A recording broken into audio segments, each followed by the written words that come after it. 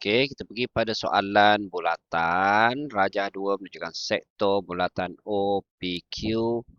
Okey, berpusat di O dengan sebuah segi empat selari. So, kita ada segi empat selari kat sini. Okey, diberi OA. OA ialah 13. So, kat sini 13 lah. Okey, sudut OCB. OCB. So, sudut sini sudut sini. OCB. So, 67.38. So, 67.38. Okey, dan OA nisbah OP. OA nisbah OP. Okey, maksudnya OA ni 1, kat sini 2 lah.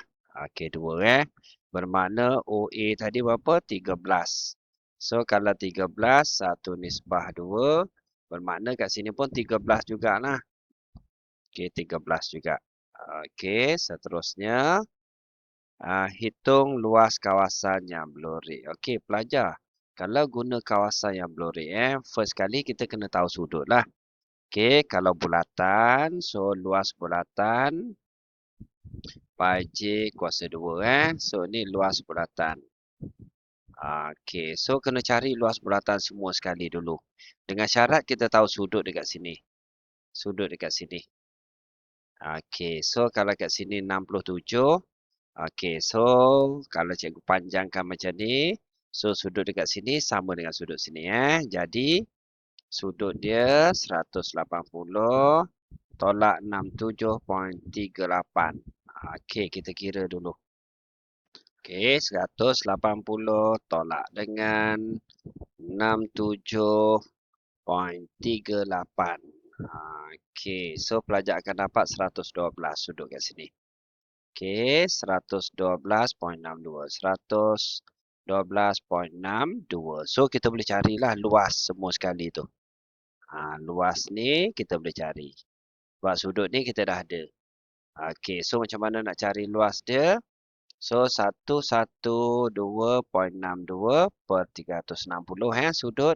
Darab dengan pi 3.142 darab dengan jejari. So, jejari dia kita tahu kat sini 13. Kat sini pun 13. Jadi 20. 26 kuasa 2. Okey, cari yang ni luas bulatan semua dulu. Okey, so 112 bahagi dengan 360. Okey, cikgu darab dengan 3.142. Okey, cikgu darab lagi dengan 26 kuasa 2. Okey, so cikgu dapat luas keseluruhan 664.46. 664.46. Ni luas semua luas semua.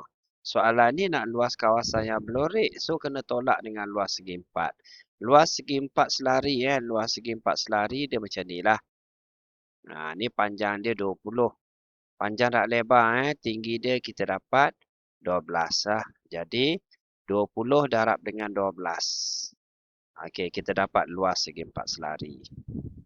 So 20 darab dengan 12.